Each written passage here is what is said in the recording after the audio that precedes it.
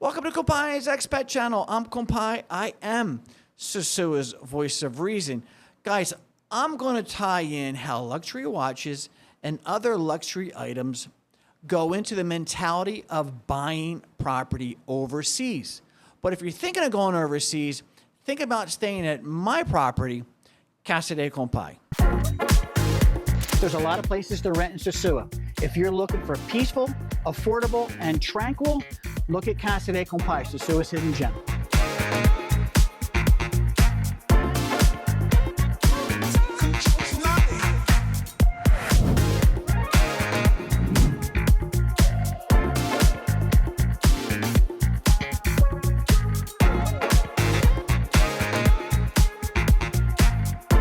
When you're ready to reserve at Casa de Compai, my contact information is in the description down below.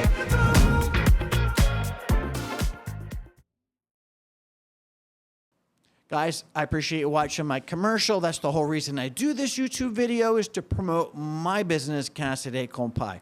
So guys, what the heck am I trying to talk about in this video? What's my point? Well, moving overseas, buying property overseas, is kind of like buying a luxury item. A lot of people get into buying luxury items that don't really understand them. They're a status symbol. They're a way to show off. I don't own any high-end watches. I am not a jewelry guy. You don't see me wearing gold. You don't see me wearing watches. No change, no rings. It's just not me. But I do appreciate the quality of a nice watch. One of my favorite things to watch on YouTube is the guys that restore the watches. But I also enjoy watching the investment side of it.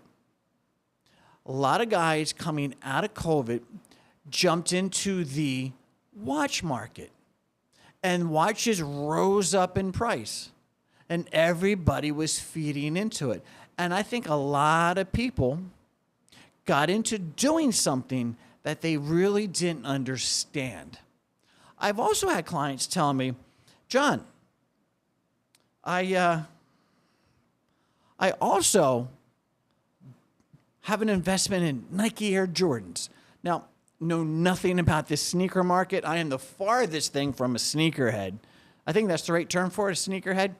Foreign to me. I don't understand why people would spend money, hundreds of dollars, buying sneakers, but they do. So there has to be a value in it.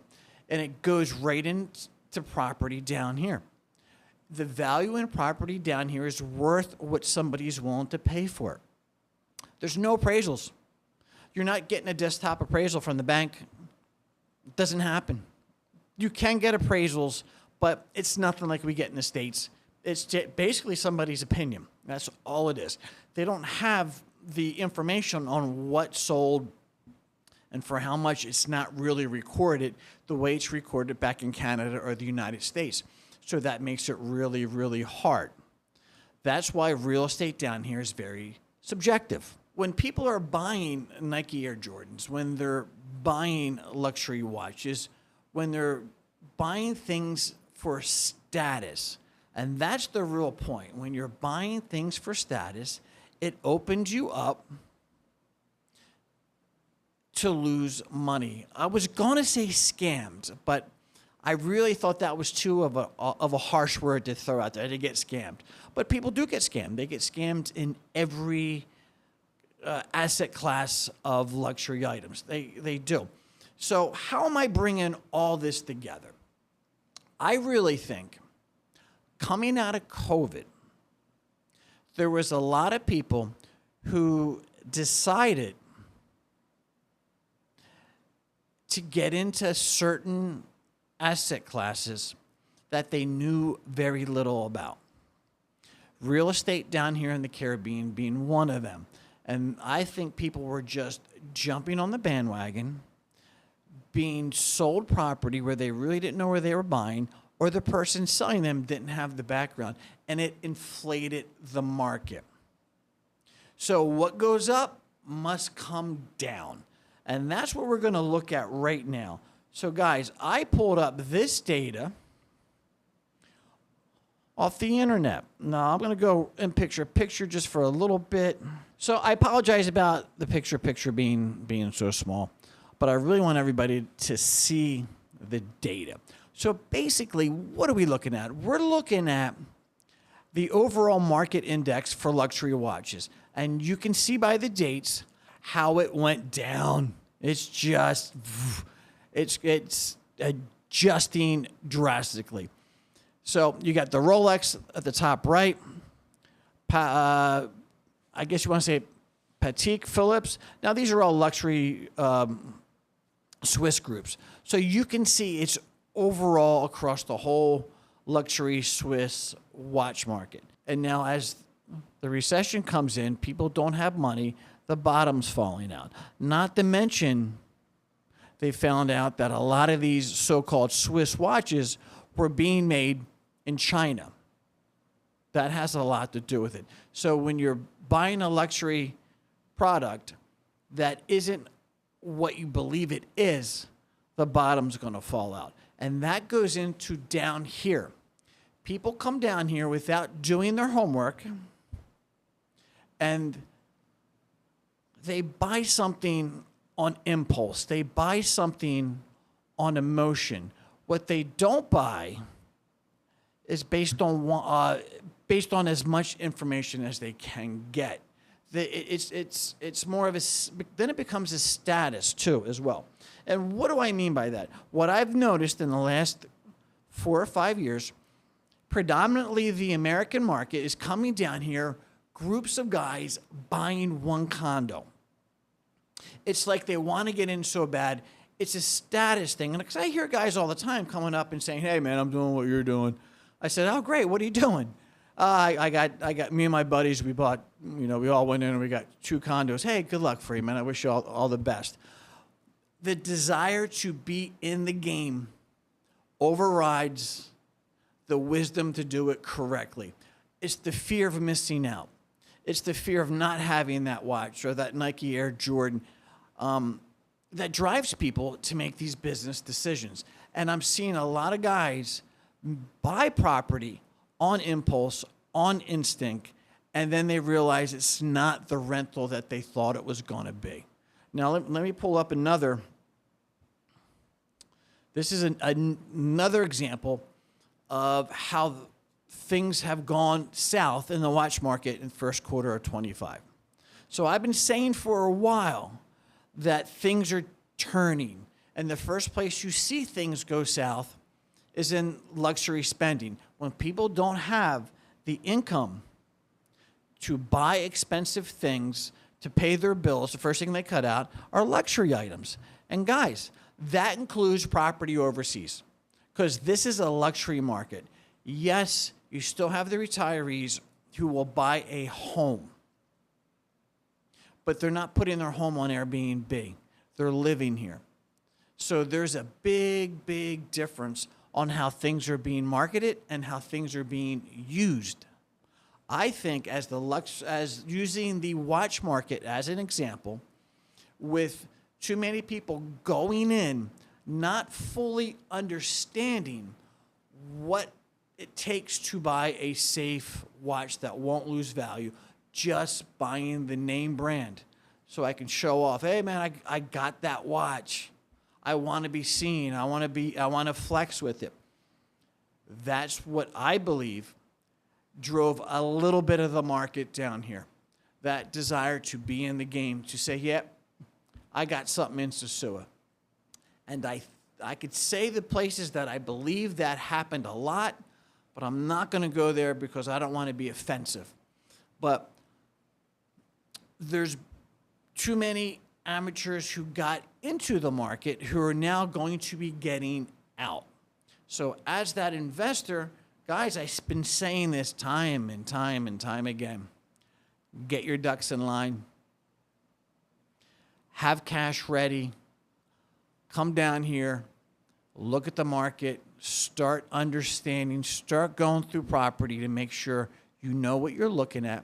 And if you're thinking of buying something down here, come down here and stay in it. I get guys all the time, hey, John, I'm thinking about buying something in this condo complex. Great, where are you staying? Oh, I'm staying over here. Well, why aren't you staying over there? Or guys come down and ask, hey, John, I want to do what you're doing. Can I buy you a beer and you can talk to me about it? I said, where are you staying? No, I'm staying over here. Well, if you really want to know about my business, stay in my business. Then we can sit by the pool, have a beer, and you can ask me all the questions you want. But in the meantime, ask the guy where you're staying. You're putting your butter in his bread. He should give you the time of day. So that's what I've been seeing a lot of. Guys just wanting to get in, but not having the couth, the class, and the tact to know how to do it correctly. And I think as people lost money in the luxury watch market, they're going to be losing money down here in real estate that they bought for status and to get in the market for fear of losing out. Guys, there's going to be great opportunities coming up in the future. A lot of people say, John, you're negative, you're this. No, I'm excited, guys. This is what us investors, we wait for this. We sit on the sidelines. We let the hype do its thing. We let it build up. Then when it starts coming down, we know what direction we want to go in. We know where the deals are going to be. Then we swoop in. I'll give you some tips. I said this to one of my neighbors who just came down from Canada a couple of years ago, and he's selling real estate. I said, Guy, what you got to do is you got to go to Banco Reserves, Banco Santa Cruz, Banco Leon, and Banco Popular. Get on their foreclosure mailing list. That's going to be the place to buy. The other thing that I say what you need to do, if you are a serious investor, guys, this is gold. Nobody else is going to tell you this. Go to the sales offices of your gated communities. Not now, not right now, but this time next year. Go there and say, hey, do you got any villas where the people can't finish paying on them? Because there's a draw schedule. I talked about it in one of my videos where when you start the project, you pay so much. And then as that project goes, you got to pay for it's an increment. Okay, boom, we're done the roof. Now we're installing windows and tile. You got to pay this much. So at the end, you got to pay the balance. If you can catch a villa that's right in the middle of being built, where the buyer who can't pay the next draw payment, that property stops in its tracks. No work gets done. There's a couple I see walking my dogs every morning that's been sitting for over a year. Huge house. Go to the developer who owns the condo, the gated community, and say, hey, you got any villas where the people aren't paying that you're going to take repossession of? And let's talk about getting that villa finished so it's not an eyesore anymore for your community. That's where the big deals are going to be. Picking up where somebody else left off because they didn't have the money to pay it. And I tell you where it's going to happen to. It's going to happen to the Canadians who are coming down here now. Guys, the Canadian real estate market is finally starting to turn. It's way overinflated. It's been on a ride for way too long. They did not have the crash in 2008. They're long overdue. It's the Canadians who are hoping to pull a certain dollar amount out of their house in Canada to put it down here. And if they haven't done it, and they have a house in both countries, one down here being built and one in Canada, they're going to let one of them go. And I guarantee it's going to be the one they can't live in. So, guys, that's the next place to look at to get some deals. I wouldn't want to do that in a condo complex unless you can come in and buy the whole thing and finish it. That would work, because the last thing you want to do is get involved in a condo complex where the condos are not finished. I looked at one last week for the sake of looking at it. I know the guy watches the channel. I wish him all the best. I hope it gets completed. But there were just too many red flags. I raised a couple to them, asked them some honest questions. Guys, you really need to know where you're buying pre-construction or a condo in the process of construction. Guys, make sure you do your homework, because that desire to get in, like buying that luxury watch, can cost you a lot of money. And that's what I want to avoid. I want to avoid people having bad experiences, then talking bad about the real estate market down here and building down here and making money down here, because it can be done. But it's got to be done slowly.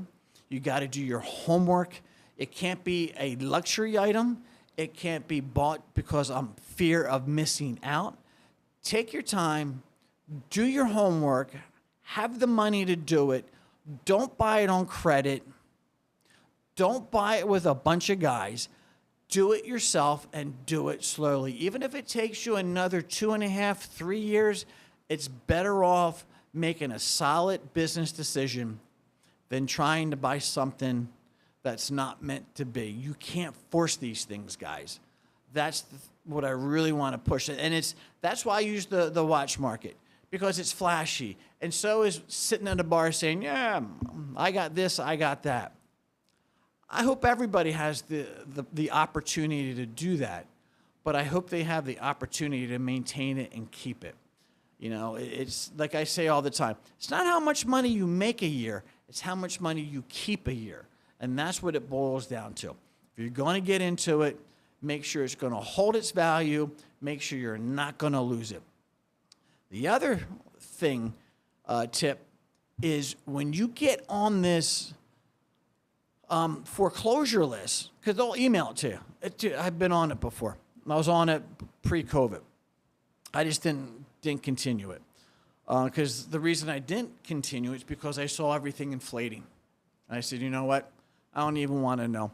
I'll wait till this hype is over. But all these condo complexes that have been built in Sosua that have Dominican mortgages, guys, they're the steal. If the bank takes them back, if you have enough money to come in and swipe them up, make a deal with the bank, that's where you're going to win.